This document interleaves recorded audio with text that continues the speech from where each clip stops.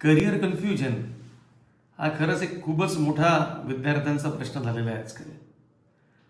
खूप पालक माझ्याकडे भेटायला येतात आणि मी पाहतो की मुलांना इतका जास्त कन्फ्युजन आहे करिअर्सला घेऊन. आणि सगळ्यांना बेसिकली असं वाटत असतं की माझा मुलगा डॉक्टर किंवा इंजिनियर बनावं.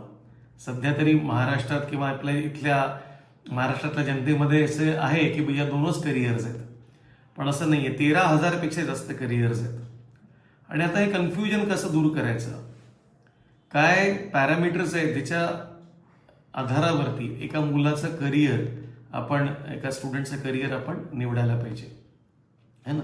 डिग्री म्हणजे करिअर नव्हे.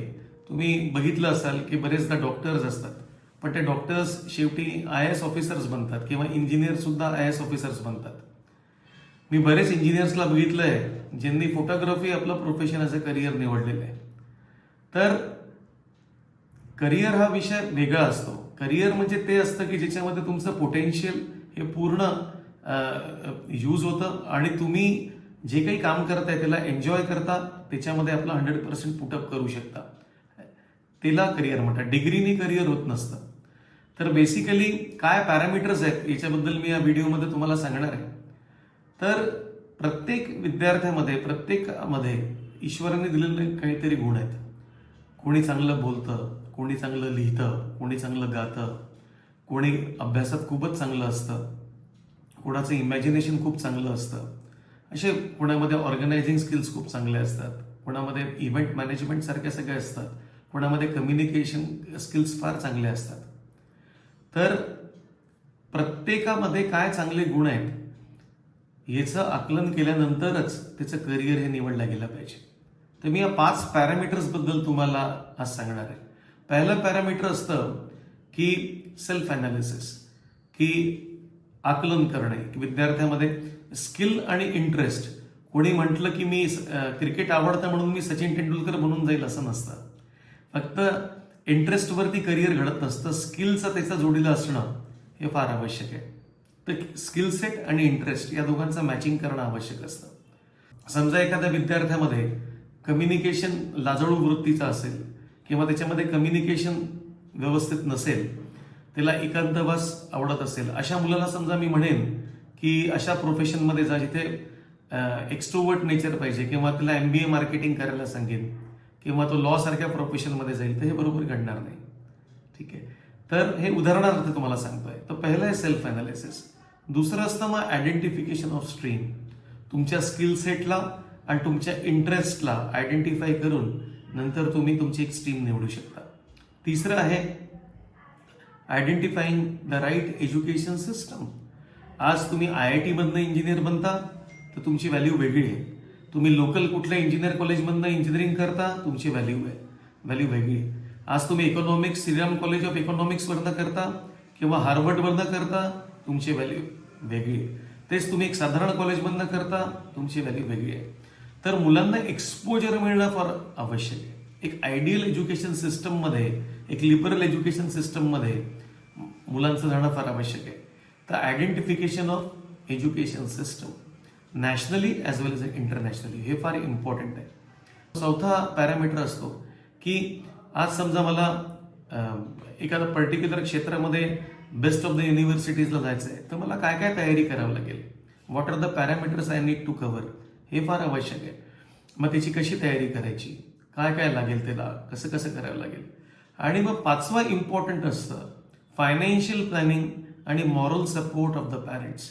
हे फार इम्पॉर्टंट आहे की मी बरेचदा बघितलंय की MBBS करिअर निवडतात मुलं, 4-4 वेळा नीट एक्झामिनेशन देतात, पण याच्या आईवडिलांना कुठलीही कल्पना नसते की भैया एक्झॅक्टली आम्हाला PG पर्यंत किती खर्च येणार आहे. त्या खर्चाचा बद्दल किंवा त्याचं नियोजन कसं करायचं याच्याबद्दल त्यांना अवेअरनेस नसतो. ते फार डेंजरस आहे. प्रॉपर आर्थिक नियोजन हे फार इम्पॉर्टंट आहे. आणि तसंच मॉरल सपोर्ट हा फार इम्पॉर्टंट आहे. कुठलंही प्रोफेशन चांगलं किंवा वाईट नसतं. आज साधं आपण म्हणतो की डब्बेवाला, आज डब्बेवाल्याचं समजा तुम्ही उदाहरण घेतलं तर आज झोमॅटो किती मोठी इंडस्ट्री झाली आहे, ती पण तुम्हाला कुठलं ना कुठे डिलिव्हरी करते. टॅक्सीवाला, आपण आपल्या समाजामध्ये टॅक्सीवाल्याला काही स्थान नाही देत, पण आज तुम्ही बघा ओला, उबर यांनी आज किती करोडचा आज बिझनेस केलाय. वर्ल्ड ओव्हर त्यांच्या टॅक्सीज चालतात. तर विचारांनी आणि इनोव्हेटिव्हनेसनी करिअर घडत असतं. आणि प्रत्येकामध्ये इतका देवानी प्रत्येक इंडिव्हिज्युअलमध्ये असीमित पोटेन्शियल आहे असं माझं मानणं आहे. बिलकुल प्रत्येकामध्ये वेगळं पोटेन्शियल्स असतात.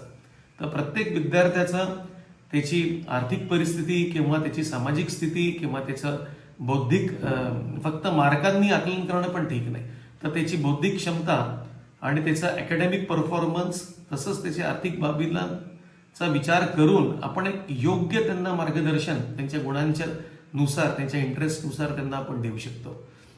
आणि याच्यासाठी आम्ही लोक काय करतो की आर्टिफिशियल इंटेलिजन्स बेस्ड आता यूएसचे काही लोक आहेत, तसे सायकोलॉजिस्ट झाले, काउन्सिलर्स झाले, या सगळ्यांच्या टीमच्या पूर्ण इनपुट्सनी एक सुंदर आम्ही एआय बेस्ड सायकोमेट्रिक अनालिसिस आम्ही डेव्हलप केलेलं आहे.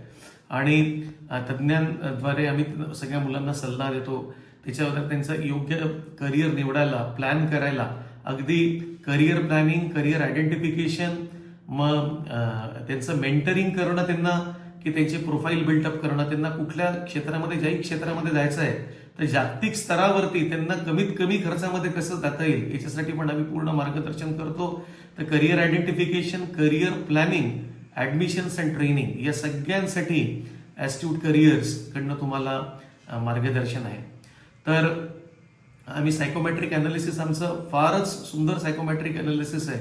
आणि पर्सनल डिस्कशन पहिले आम्ही मुलांसोबत करतो, पालकांसोबत करतो, नंतर त्या मुलाच्या टेस्टचं आकलन पण आम्ही करतो आणि मग आम्ही आमचं तुम्हाला एक प्लॅनिंग देतो. करिअर लायब्ररीज पण आम्ही तुम्हाला प्रोव्हाइड करतो आणि समोर पण पूर्ण करिअर प्लॅन करून त्याच्या एक्झिक्युशनसाठी पण आम्ही तुमची मदत करतो.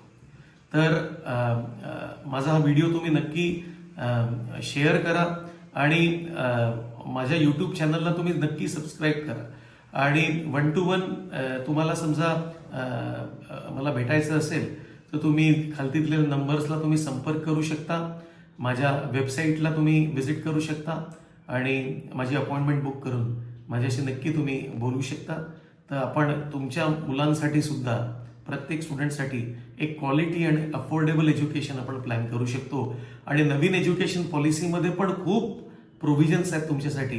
त्याचं नक्की आपण फायदा करून घ्यायला पाहिजे, नॅशनली किंवा इंटरनॅशनली. तर भेटूया पुन्हा. थँक्यू.